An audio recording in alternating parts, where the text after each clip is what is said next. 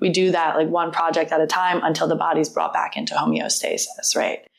But what that actually means for people is we're getting rid of your symptoms. Like why do we care about treating the liver? Why do we care about healing the small intestine? Because all of the symptoms that you're experiencing is your body speaking to you, and we're here to find out why.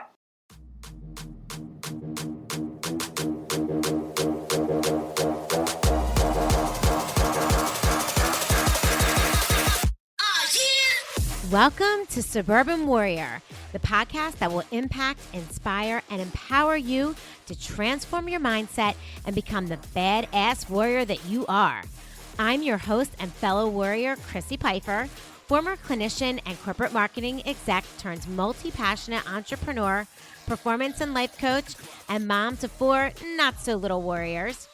Each week, I will bring you honest conversations with inspiring guests to share their stories of resilience, optimism, success, and simple yet effective strategies so that you transform your thoughts and change your behavior to get the results you want in your life. You will be empowered to take action, warrior up, and believe in you. Let's do this.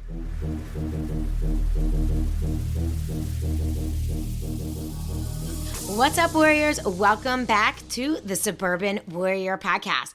I'm your host, Chrissy Pfeiffer, and I just want to thank you for tuning in today.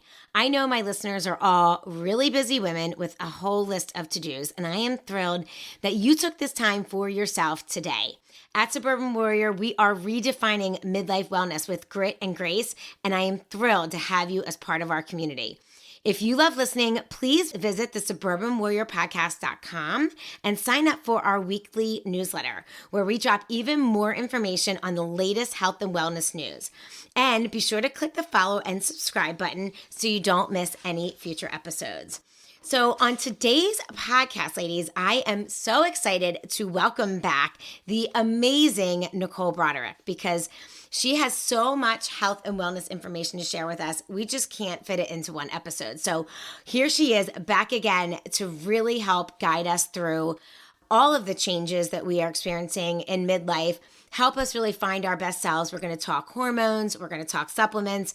She's amazing. So let me tell you a little bit about Nicole. As a practitioner in nutrition response testing, Nicole safely and effectively finds toxins in the body that we encounter every day. The stressor categories she addresses are parasites, chemicals, heavy metals, bacteria, viruses, fungus, yeast, foods, and emotions. An abundance of these toxins in the body can drastically affect our well-being. She works with people who feel that they are scrambling to do the right thing, but still feel something is just off. Many of our clients have been to doctor after doctor and are sick of hearing everything looks good, when it clearly doesn't feel that way. She locates and clears the root of the issue rather than just placing a Band-Aid on the symptom. Her practice of assessing the body is precise to you. No two bodies are the same, and therefore no two remedies will be the same. This gives the body the ability to successfully unwind, getting to a place of self-healing and self-regulation. Welcome back to the podcast, Nicole. Thank you so much. That was an amazing introduction. I appreciate it. I'm super happy to talk. So much has changed since last time.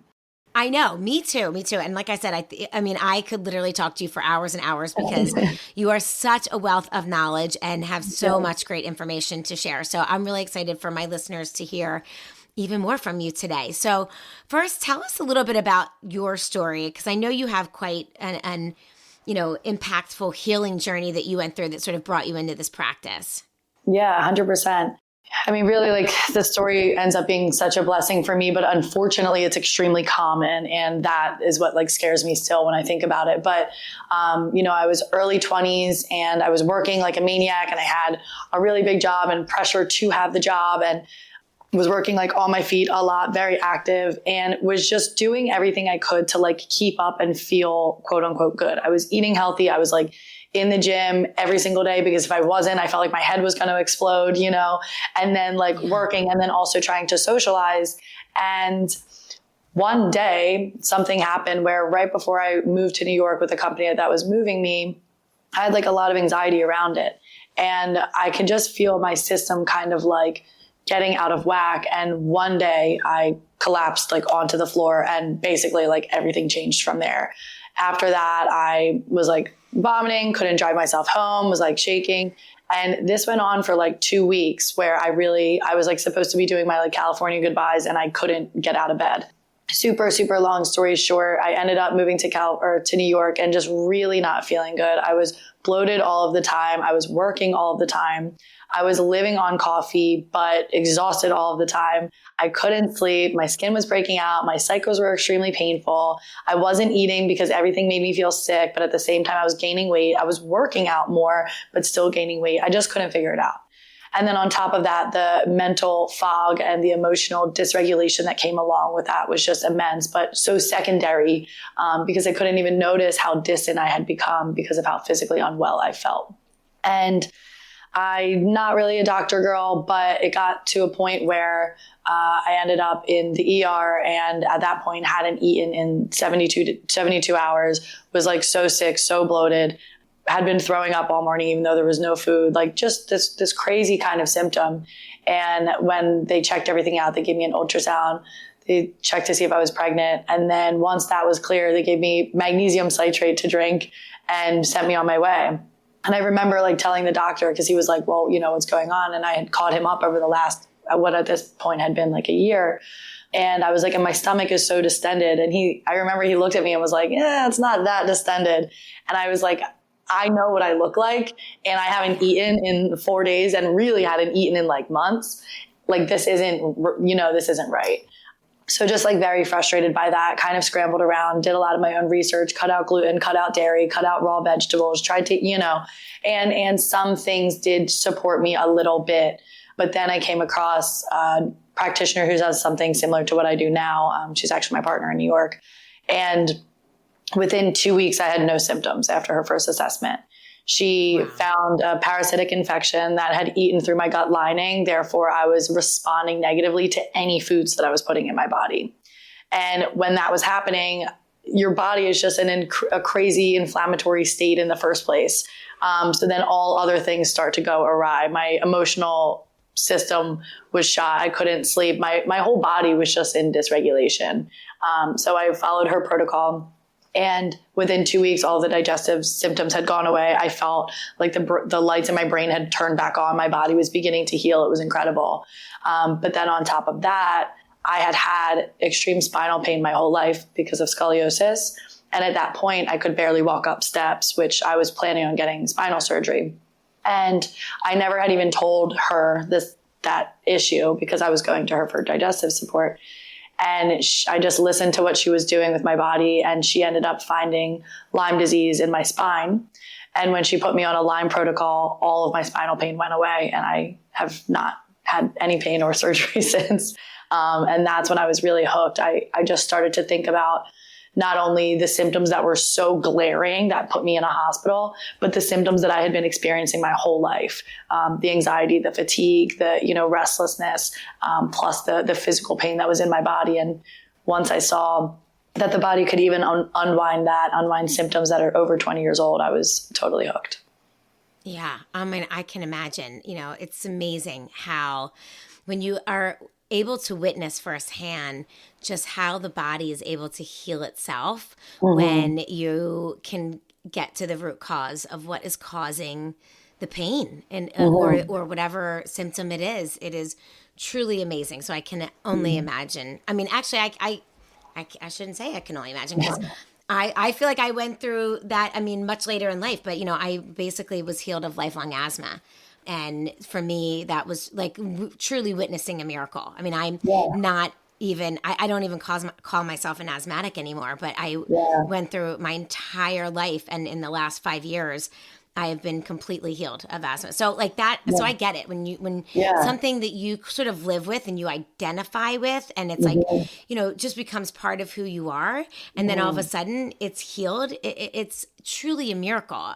And you think it can only happen to other people, but it can happen to you too, because it just takes, the right person. So tell us a little bit about then what it is you do now that you went to this practitioner. I'm assuming it's the muscle testing and nutritional response testing, but tell us more about that and sort of what that practice is.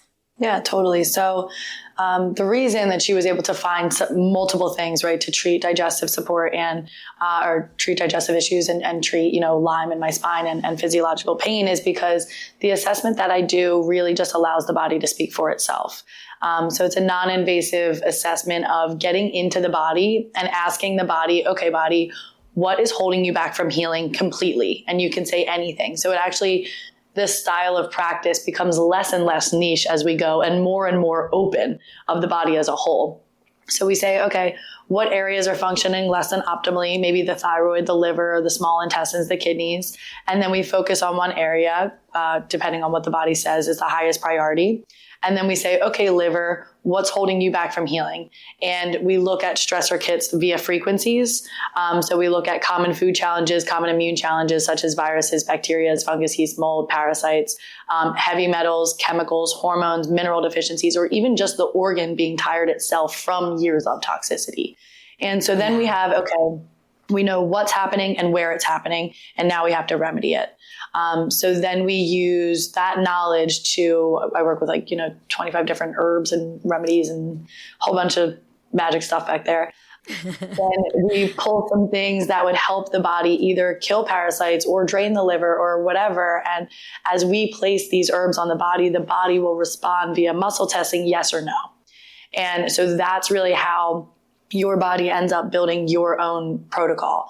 I need to know what to do about it. I have to have that knowledge, but your body is ultimately the one guiding the appointment, and I'm just there to navigate through. But once we can put those things in and we can clear the toxicity and repair the organ that's been damaged along the way, then great. Ultimately, we do that like one project at a time until the body's brought back into homeostasis, right? Yeah. But what that actually means for people is we're getting rid of your symptoms. Why do we care about treating the liver? Why do we care about healing the small intestine? Because all of the symptoms that you're experiencing is your body speaking to you, and we're here to find out why. Yeah. Yeah. It's truly amazing. It really is your own body speaking to you, but you need a practitioner such as yourself to be able to listen. Exactly. Right? Yeah. And to listen in the right way and know what it is the body is saying to us. And then so then you use these certain, like you said, supplements, plants, minerals, herbs, all natural stuff that is going to help the body clear, heal, whatever it needs, correct? Yep, totally. So that's the beauty of it is, we might both be presenting with the same symptoms and the same appointment. You might come in with super clear digestive distress, and the person next to you might come in with the same exact digestive distress. And I might find parasites in both of you, but the remedies that your bodies are looking for might be totally different, not only because of just like what we're naturally drawn to, but also the order of operations that the body feels safe to go in. For you, it might be, oh my gosh, I'm so ready to kill this thing. It's been attacking me and I want to kill.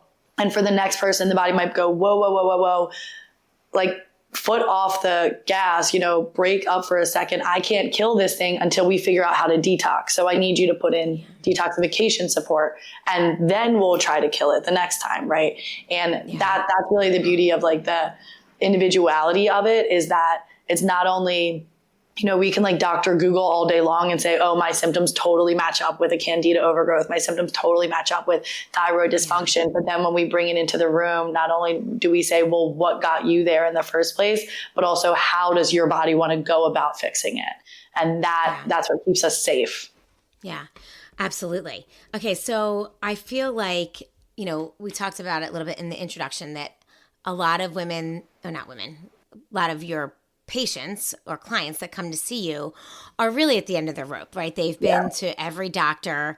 They've been told they're fine. Their blood tests are normal. I mean, you name it, which by the way, is literally like every woman in perimenopause. Yeah. I mean, because and by perimenopause, I mean, the women in their late 30s, all the way into their mid 50s who are just stopping, their estrogen is declining and, they might still be cycling. But I mean, I know for me in my late 30s, that's when it all started, like everything, but I had no idea it was perimenopause. I mean, that's when the gut health and the joint pain and, being told I had autoimmune disease, like all of these things, but it really, nothing was helping.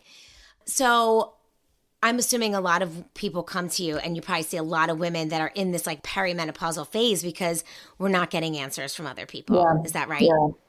Yeah, Yeah. it's huge. I think that, first of all, I think it's really hard to track.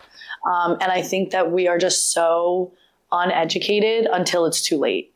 And unfortunately, it's like, okay, like I just had someone, and I cried. I like actually cried after her first appointment because she was like in her 60s, 100 pounds overweight, has felt like crap her whole life, and came to me for whatever. But when I actually started to look back, this person, since her first period ever of her entire life, was completely debilitated, would have to be out of school all week long, got her period at 10 years old, and got a hysterectomy at 28 because of how, after her first baby. Yeah. And just had gone through this whole thing. And I was crushed for her because I was like, your body had been speaking to you this entire time since you were 10 years old. And no one has told you anything about your body, your cycle, how it can be better. And I asked her about her lifestyle and how her lifestyle was when she grew up. And it totally tracked for a girl who's going to hit early puberty and have blood sugar dysregulation and endometriosis and PCOS and lose an ovary. Like it just all tracked. And I was like, you were the perfect just case of walking into this hormonal mess and everyone telling you it was fine, Yeah. And so I see that a lot now with women who they're paying attention because it's too late, or they feel like it's too late, right? They're paying attention because the night sweats are bothering them. They're paying attention because they can't get pregnant naturally. And it's the first time that they're even hearing that diet and lifestyle, cortisol and insulin can affect your hormones, right? And how to keep the stressful lives that we're leading, the lack of protein, the metabolic dysfunction is all tied into this hormonal dysregulation. And it's just so unfortunate that how far we've uneducated ourselves until, we're in this position. Yeah, absolutely. I mean, I couldn't agree more. So let's dive into that just a little bit deeper. I want to talk about this like hormonal mess because I feel like there's so much more information now that we are learning. I mean, again, not everybody, but I know my feed is all about hormones and HRT but not just the hormones for perimenopausal women, which are like estradiol and progesterone and testosterone. But like, let's just talk about hormones in general, because you're evaluating all of these clients and seeing like I'm sure just a plethora of hormonal disruption, like thyroid, because I also think a lot of women get told like, oh, you have thyroid dysfunction. And do they that's the question. And then they instantly get put on synthetic thyroid and then they're labeled as that for the rest of their life. And so let's just talk about a little bit about sort of what you're seeing in your practice with like this hormonal mess. Yeah, totally. I mean, I think there's like really, for me, there's like two really big sides of it. One is that thyroid kind of dysfunction of everyone's hypo. Why are we having these like 15-year-old girls hypothyroid? Why are we throwing 16-year-old girls on levothyroxine? Like, this is crazy because the numbers show it and I get it. And it's like, okay, that, these girls are tired and then their thyroid numbers are depleted in the clinical paperwork. So you put them on the levothyroxine but it's crazy. But something that I find to be like a huge cause is actually adrenal dysfunction, which is pretty hard to look at in blood work. So I think like one of the biggest issues is, and this is really where we have to ask like, what's happening in the world, because I understand, medicine has intervention. And when something reads on blood work that your thyroid's not functioning, levothyroxine can force that blood work to increase. But why are these numbers getting more and more common and younger? And that's what we really need to be looking at, right? Like the thyroid isn't not doing well because of a lack of levothyroxine. Something got us there.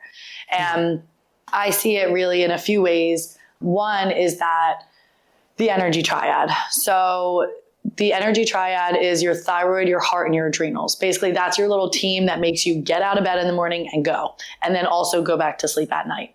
And that needs to be in good balance. Our adrenals right now are being pushed to the limit like never before, with blood sugar dysregulation, cortisol, working too much, over exercise, over high intensity, right? Plus like even just stress of socialization even, right? Just like this busy, insane life and always like the desire to do more. So the adrenals end up crashing, but that's pretty difficult to see on blood work. And when the adrenals crash, the thyroid goes, oh, okay, hey, bestie, I got you for a little bit. But then what happens when we're still living this adrenal depleting life, the thyroid never gets a break. It's getting pulled on constantly because the adrenals are still crashing. So on blood work, it's going to look like the thyroid's not doing well. So you go on levothyroxine. It helps you for a few months, but then you need to up the dose because it stops helping you. And you do this cycle for years. And what we do here in the practice is find that root and take a look at that system and go, oh, if we actually go adrenals and fill the gas tank up, thyroid can come down naturally and relax, take a break, the levothyroxine comes out. Yeah. And we see that through in and throw out. So one like huge metabolic hormonal issue that I see is the adrenals not being nurtured and not being supported in lifestyle, and then also in remedy, whether it be holistic or medical. I don't see there's not much medical support for adrenals. That would be called SSRIs or antidepressants, because when the adrenals are turned off, the body is depressed. You are in a depressed state. Yeah. So that's one side of it. And then the other thing that I'm seeing more and more and educate truly every single day is this blood sugar or metabolic dysfunction and the issues that causes. Metabolic dysfunction is, we think metabolic, like do you poop, do you sleep, and are you skinny, right? But the metabolism is really cellular metabolism. Are the cells doing what they need to do internally so that the body externally is doing what it needs to do? And this blood sugar train that we are on all the time right now is crashing women, is that PCOS, is a huge part of that endometriosis. And that is this, again, depleted adrenals, drinking caffeine on an empty stomach, spiking your cortisol, then having carbs, spiking your blood sugar, not having any protein, running out the door, doing a high intensity workout, the insulin comes up, the sugar can't get into the cell. And then suddenly you don't know why you're not eating all day long, but you're gaining belly fat. Right. Yeah. We see this cycle all the time. I feel like I'm doing all the right things. I cut out and I'm still gaining belly fat. And it's not about eating less. It's about eating correct. Right. And if we do that, we can, once again, go in here and fix the damage that's been done along the way. Right. Like I'll come in from that side and kind of undo the damage that you did, but then take the lifestyle, the small lifestyle shifts, and support it so that the symptoms that you are experiencing, the PCOS, the infertility, the night sweats, the perimenopausal symptoms that are really a result of years of metabolic dysfunction, begin to unwind themselves. And then the endocrine system, the thyroid, the liver, pancreas, adrenals can all relax. Okay, so I have so many questions because you said so much. Okay, I know, sorry. No, it's great. I mean, I find it so fascinating because it's just so amazing how, when you really get into it, how our bodies, are just meant to work with such synchronicity and with each other. Yeah. And I love talking hormones because it's really, hormones regulate everything, right? Obviously in conjunction with organs and but hormones are everything. And so I want to go back to some of the stuff that you talked about with the thyroid, because I do think, I've never heard so many people talk about hypothyroidism, Hashimoto's, which is really just hypothyroidism, right? It's just a fancy name for the autoimmune condition of hypothyroidism. And it's just so prevalent, and of people saying, oh, I have it. And I get it. And you just explained why. So I guess my question is a lot of women, and by the way, everything you explained, it's like, yes. Oh, yes, we do that. Yes, we overexercise. Yes, we are overstressed. Yes, we run around and are trying to run the world. Aren't eating right, aren't sleeping, aren't pooping. Gut health is whatever. So it's all yeses. So it's like box checked to everything you were talking about. And so no wonder we are crashing at every age as women, right?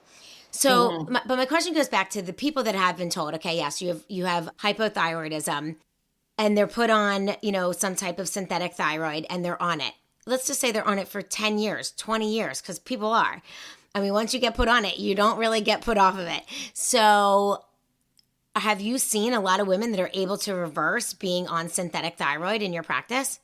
Oh, yeah. It's one of my favorite things to do is get people off of antidepressants and off of synthetic thyroid. I love it because it's one of those things that I feel, and we only do it safely. Like I won't, if the body says it's not ready to do it, we don't do it. But it's one of those things where people really were crashing and this medication did come in, and we can come in 10, 15 years later and boost the body up alongside of it until the body goes, oh, this is no longer necessary. This levothyroxine, this synthetic thyroid, this Lexapro is no longer necessary because the shifts that have happened in my metabolic system, in my energy system, in my nervous system, as well as hormones are now imbalanced, that this no longer is as mandatory. Yeah. We see that a ton. And like I said, the same reason being that if we go in for the root and we actually turn on the whole metabolic system and the adrenals can pick up, then the thyroid can relax and do what it needs to do.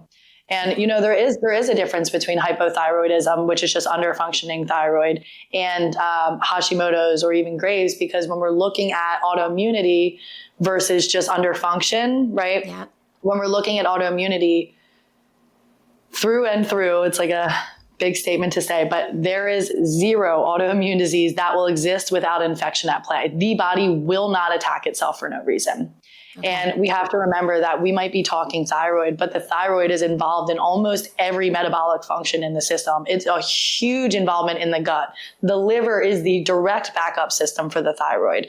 So when we actually, oftentimes, like if it's just, underfunctioning thyroid, hypothyroid, okay, cool. It is this hormonal thing. We fix the adrenals, the thyroid gets to relax, and that fixes that. But when we're looking autoimmune, it ends up almost never being hormonal, actually. We get in and it's the gut, it's the leaky gut, it's parasites, it's pathogens that are taking the body's ability to have a metabolic system from the system, and the body begins to attack itself and then AKA attack the thyroid. And that ends up being more of like a gut cleanup and a liver detoxification and a sealing of the damage that's been done, so much so that the thyroid stops getting attacked. So it's interesting the way two different things, present. Yeah, that is interesting. And thanks for explaining that, the difference. Of course. That's really interesting. So, and then the next question I wanted to ask you was about sort of the SSRIs, because again, I feel like, listen, a lot of women in midlife, and I think younger women as well. So, when they present at the physician's office with, I feel down, I don't have energy, I'm not motivated, I'm sad, whatever it is, they're getting SSRIs. It's like, okay, here you go. And I think a lot of women, especially that have been on it for a while, are very nervous to go off of it. Yeah. They're afraid of what they're going to feel like if they are feeling better. But as we know, there are so many side effects that come along with being on SSRIs, especially for an extended period of time. So I'm not anti-SSRIs. I'm just saying, they're acutely, if it's needed, okay, great. But like to be on them for 5-10 years, like it's literally really putting a toll on your body. So again, is the process the same to wean people off of that? And it is possible. Right? Yeah, it's super possible. And unfortunately, it breaks my heart, but I've seen younger and younger women on these SSRIs, like, elementary school. And oh my God. Like 6th grade on Lexapro, 6th grade on Zoloft after years of being on Ritalin. And then also maybe they're 13, their periods were bad, so they got on the pill. Then 2 years later, they needed the SSRI. And you're just like, something's happening here. But I'm very thankful for SSRIs, antidepressants, and anti-anxieties. I think that people who need them in the time that they need them say that they saved their life. And I back that up so hard, However, when people come into me for the first time, of course, I take a list of their medication and I say, are you looking to eventually safely, if your body could handle it, get off of your antidepressants? And most people will say, well, yeah, if I could do it and actually feel good, I'm really scared, And I say, well, your body's not ready to do it now. I'm not ready to do it with you now. But if your body clinically gets to a position to where it's looking better on my side and you are feeling better on your side, and your body chooses to kick out this SSRI, we can begin to have this conversation of weaning. And we do it successfully very, very often. It's a beautiful thing. And like I said, then there's some people who are like, I don't know, I'm not really interested in it. Like I've been on it for 10 years and like I was in a really bad place before and I don't think I ever want to go back there. And I'm like, great, either way, I'm going to boost your system up so that you can feel as good as you possibly can right next to your SSRI. Yeah. But what ends up happening more often than not is even those people end up feeling so good and different than they did that they're actually like, can we have that talk about potentially going off this? Do you think I could handle this? Right? Because they didn't know that they could actually recover in that way. Right. It's, you know, it's a scary thing to do. It's an intimidating thing to do. And I will say that we detox SSRIs very successfully. But that being said, like there is a part of, you know, numbing that SSRIs do, that when we get you off, yeah, you feel good, but you also feel different. And some people don't want to do that. And that's okay. Yeah. Yeah, that makes a ton of sense, especially that people would, you know, be a little cautious before going off of it, especially if they were on it for so long. I want to go back to something else that you talked about regarding, you know, the PCOS, endometriosis, all of these symptoms or conditions that we're finding younger and younger in women. And, you know, a lot of times women are being treated with hormones for them. Yeah. So like, you know, being put on the birth control pill at really young ages. I mean, they're being put on for acne, for painful periods, for PCOS, like, you know, you name it. Again, I feel like it's highly regarded as safe. And I think doctors just prescribe it very loosely. Yeah. You know, for a whole host of reasons. So whether it's an IUD or all that kind of stuff. So let's talk about like how do you think those hormones, I'm talking about the birth control pill specifically, maybe an IUD too, but like I know that's a little less systemic. How is that affecting our bodies, especially when we're starting at a young age on them for 10, 20 years? Like what is happening in our bodies, women's bodies with that? It's truly an epidemic. Like it's devastating how much we're giving it out like candy and then ignoring the side effects, acting like that's not what it is, you know? But one of the biggest issues, you know, not only are you telling the body to basically like cut off communication, right? Like you have an endocrine system that's all supposed to be speaking English to each other, and you go in and just turn off the communication. And then when you get off the pill, after you've been on it for 15 years going, oh, I think I want to get pregnant now or whatever, you get off the pill and you expect everyone to speak English again, and someone's speaking German, someone's speaking French, right? And that is a metabolic mess, you know, and that's why women get like up and down and depressed after, or their periods come back and they're a nightmare because the system is not trained. It's been quieted for 15 years. But on top of that, I mean, one of the biggest things, which is why we see it so closely linked to depression, is that when you're on the pill, the whole purpose of being on the pill is to not ovulate, right? To not get pregnant. And when we're not ovulating, we're not spiking progesterone. We get that big progesterone spike once a month that lasts us all month long. And that is our sexy, happy, pain-free relaxation hormone. And you take that away from women for 15 years. And it's supposed to happen monthly. And then, and we don't ask why we're clinically depressed, why we're gaining the weight, why our joints hurt, why our bodies are also, the progesterone actually has a huge part in the immune system too, of suppressing the mast cell, actually.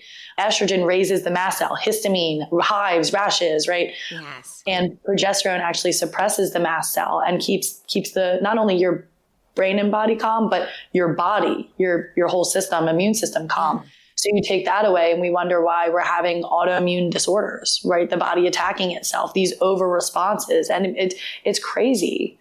Yeah.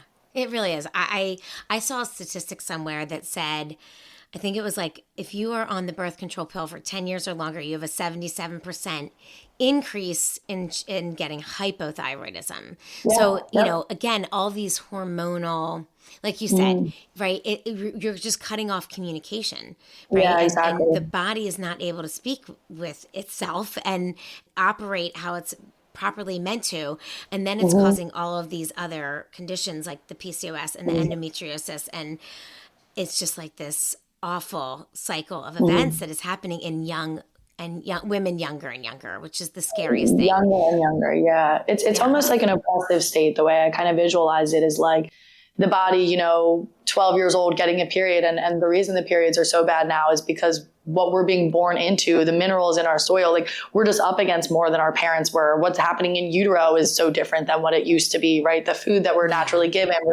we're C-section born on formula, right? Our microbiome isn't as supported as it used to be. And you get that first period, 13, 14, 12, unfortunately now much younger, 8 years old, because of all the estrogens that are in the air. But we're having that happen, and the body is signaling, hey, pay attention, something's wrong here.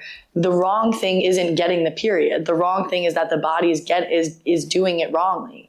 And so to go in and basically like oppress the system by putting in a pill that says, hey, I know you're screaming out for help, but you can just get in this cage now. Like, you can just shut up now. Yeah. The signalings change. Okay, maybe you have that fake placebo period at the end of each month, but the metabolic screaming that's been happening is still there and is going to manifest in other ways. Yeah. Yeah, absolutely. And I really feel for young women because, obviously people that are on it for birth control, it's a great tool for birth control. And, and then there's IUDs and there's other forms, but I feel for young girls that are, my daughters included, because I think it's this whole just decision of whether or not to go on something like this and be on it and have it disrupt and affect your body and be aware of how it's affecting your body versus, trying to not get pregnant. Yeah, 100%. I know it's really hard. Yeah, and we're not educated. What do you watch? The film in fourth grade about the fallopian tubes, and then you're sent on your way, but to educate there's only a week window of timeline, a month that you can get pregnant. And if you can use protection during that time, it's actually extremely empowering, and to understand how important the ovulation is for the rest of your body, for the rest of your month, that we are on this monthly cycle and ovulation is the peak of it, and then, so to not ignore that, but it's just the ease that it is to be disattached from our body, right? The ease that it is, instead of understanding our body better, here's something so that you don't have to understand your body. Exactly. We've given the empowerment to a pill. Mm-hmm. Exactly. I think, you know what I mean? We've given the empowerment outside of the body into the treatment, as opposed to the empowerment of exactly what you said, really truly understanding our body and how it works, because the pill's there and it's available.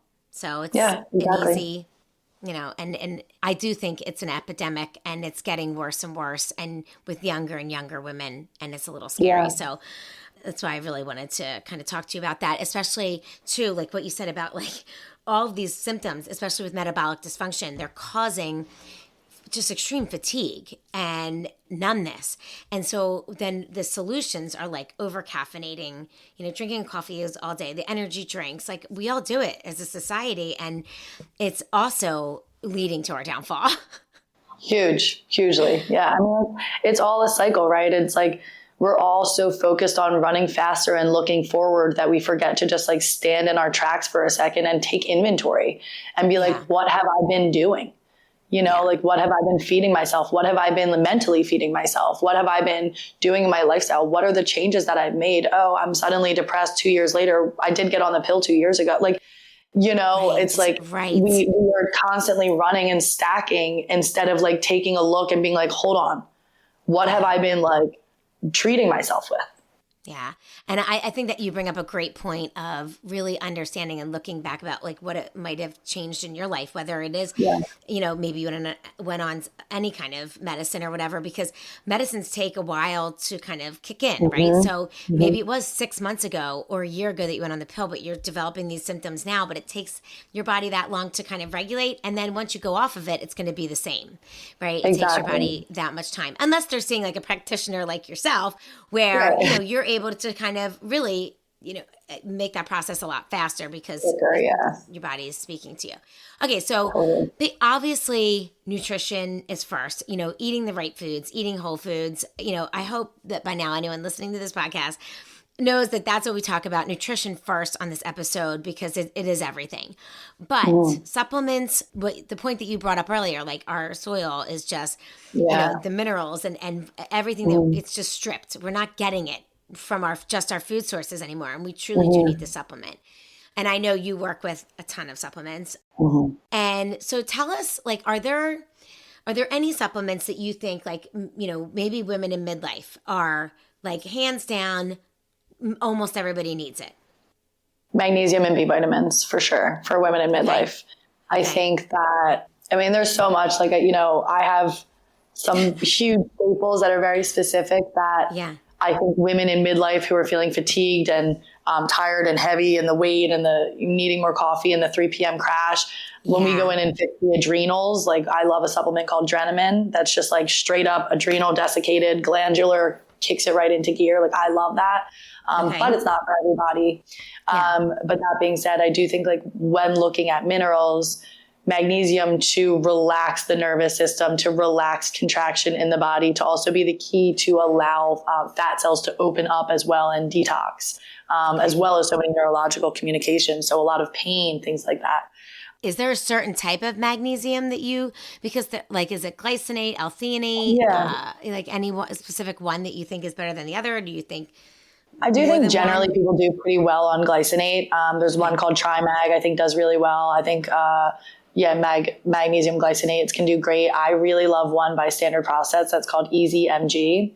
And that's because it's actually a whole food form of magnesium. It's like, if you could chew it, it's like Alafia root and buckwheat and I don't know, weird stuff. And I have like maybe 10 to 10 magnesiums in here. And I think Easy Mag is like super safe and it's not an isolate. So it's almost like eating magnesium salad, so I like the way that that's received by the body. Yeah. Okay. And do you recommend that people take their magnesium at night? I do. I mean, just if it's going to encourage like supportive sleep. But like, for example, the Easy Mag, because it's like it is just magnesium salad, taking it in the day is not going to affect you. And naturally magnesium malate tends to not be super like calming. So magnesium malate can actually be like neurologically stimulating. So actually taking it in the day can be like really relaxing for like your neurological system. Okay. Yeah. Awesome. That's great. And then I'm sorry, I interrupted you. Then you were going to talk about the B vitamins. And then B vitamins, yeah. Because I guess for energy, right? And Yes, but so much more than that. The B vitamins are so huge with detoxifying the liver, which is a huge part of hormonal support, and also turning on communication from pancreas to liver, keeping the adrenals boosted up, right? But people forget that B vitamins are one of our first sources of like remedy to go to for stress. So when our body's in stress, it reaches for B vitamins. So as we're getting older, I always ask the question, I'm like, because people are like, oh, I'm stressed and this and that. I say, how stressed are you by your stress? Are you more stressed than you feel like you should be? Are you more overwhelmed than what you're actually looking at? Like, could you have looked at the situation 10 years ago and gone, oh, this didn't used to stress me out and now I can't handle it. Driving across the bridge, panic attacks, right? Like these things. Yeah. I feel like it's just funny that you said the driving across the bridge panic attacks, because I do feel like I've heard that from like literally that same story from clients that like completely fine, always driving across a bridge. And now all of a sudden, like they have to like reroute themselves because it's just they can't even go over the bridge anymore. And that's adrenal burnout. That's not having any fight or flight. That's adrenal burnout. Wow. So I'm sure there's many women listening right now that are like, I have that, I have that, I have that. Okay. Yeah. Yes. My doctor said I'm fine. Okay. So what is the first step in, that they should take to start healing themselves? Besides coming to see you, obviously. I was just going to say I'm biased because I really do feel like even if okay, this is metabolic dysfunction, or even if okay, I can fix the hormones, there's typically infections. There's typically something that needs to be actually like managed in the body, and working with a practitioner to find out what that infection is, to get that out so that you do have the best shot. I think just gets you your results much quicker, right? I think I have a lot of women who come in who are like, I stopped doing the caffeine right way to work. Like they already are doing the lifestyle things and they got some results, but not quite as much as they'd like to. And so I'm super biased of getting your entire system checked out so that we can clear out infections and toxicities so that the body can recover. Yeah. But that being said, in general is to, support the body more and more actually with cholesterol and protein. I think in menopausal years is super important. To never do caffeine on an empty stomach, to really try to get in protein first thing in the morning, but also with stomach acid and hydrochloric acid so that you can break down that protein. I think that having like properly hydrated kidneys and adrenals is super supportive. So having electrolytes in is very supportive for the adrenals. like I said, generally, I really don't like to like make supplement recommendations without putting my hands on people. But I do think generally like magnesiums and oftentimes zinc. Zinc helps produce progesterone. So as progesterone is super dropping in menopausal years, zinc can be super supportive, and getting the blood sugar under control. So 3 meals a day, 5 hours apart, protein at each meal without snacking. I think menopausal women generally go better low or no carb. Not keto necessarily, but low carb. Yeah. Low carb. So since we're talking about metabolic dysfunction and blood sugar, what are your thoughts on like the GLP-1s and microdosing? Because I know, I mean, obviously they have a place for like, you know, for obesity and you know, people that are pre-diabetic and really need them. But I'm just curious for, you know, maybe it's like a minor weight loss, but there's a lot of talk out there now about, you know, microdosing GLP-1s. Yeah. How do you, what's your take on that? Totally. I mean, to be honest, like when it first started, of course, like I wanted to hate it. I love it. You know, like, I want to be totally against it. But I think that conceptually what it's doing is actually extremely supportive. I do think, you know, when I think a lot of us are abusing it, and going into like that kind of starvation mode and then still not making healthy lifestyle choices anyway, but just starving and then eating carbs and then you feel like crap, then you go off it and all the weight comes back and your thyroid totally crashes because it's like speed for your thyroid anyway, right? But conceptually, the idea of GLP-1 is to help cell signaling and also has this amazing hormonal vacuum cleaner with it. It goes in and really cleans up a lot of debris in the gut and in the system.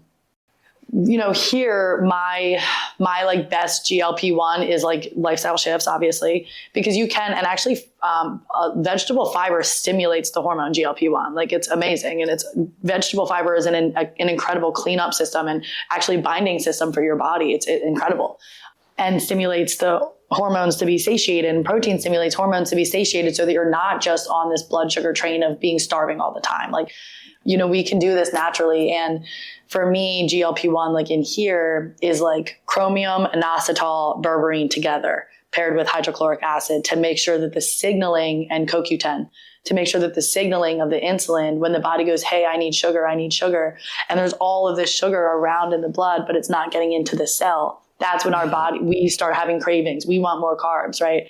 And so if we can make that signaling very sensitive to where it goes, hey, I need sugar. And then insulin goes, hey, no problem. Here it is. Right. Then our cravings go down. Our weight comes down. We're not, you know, needing as much.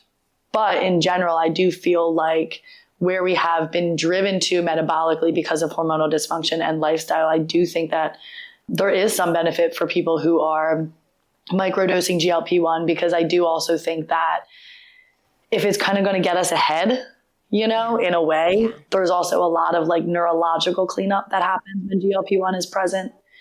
So, you know, again, I think it's 90% over abuse at the moment. But I do actually find there to be, if it was used appropriately with appropriate age range, I do see that there's some benefit. Yeah. Okay. Yeah. I was just curious because I think it's a very interesting topic, especially with the microdosing sort of like, you know, that I hear out there. And so, you know, thank you for sharing. And I appreciate your perspective on it. I really do. Well, Nicole, I could literally sit here and talk to you all day and keep asking you question after question because you are just such a wealth of knowledge. And I think what you do is absolutely amazing. You truly do heal people. You're like a miracle worker. And I think your practice is absolutely amazing. I would encourage anyone that is local to the Philadelphia area to check out Nicole. She's at Inner Loom Healing. Of course, we will link all of her socials and her website in the show notes, but she is quite incredible. I can personally testify that she is amazing. And, you know, I think the work that you do is absolutely incredible. So thank you so much for taking the time today to talk to us and, you know, share your perspective on all of these amazing topics that are facing, you know, not just women in midlife, but our daughters and teenagers. I mean, everybody. So thank you for that. Of course. Thank you. It was so much fun. And I'm always here for questions for the audience as well. That's amazing. Okay. Well, thank you so much. And you are at Inner Loom Healing on Instagram, correct? Interloom_healing on Instagram. Our office is in 21st and Chestnut in Center City. I also have a private practice in Soho, Manhattan, and we work virtually with people all over the country, and actually now some out of the country. Oh, amazing. Oh, that's great to know that you work virtually. Incredible. Yeah. Awesome. Well, Nicole, thank you so much for joining us on Suburban Warrior Podcast. And guys, thank you for joining us. I really appreciate you taking the time to listen to this episode. And if you were impacted by the information you heard on this episode, please share this with a friend. There are lots of women out there who need to hear this information and know that they are not alone, that there are healing options out there, and we can all use this information and education. So please share it with a friend, and don't forget to click subscribe and follow, and join me on suburbanwarriorpodcast.com, where you can sign up for our newsletter, Pause with Power. And I would love for you guys to join me again next week for another amazing Suburban Warrior. So thanks again, Nicole, and we'll be back next week. Thanks, guys.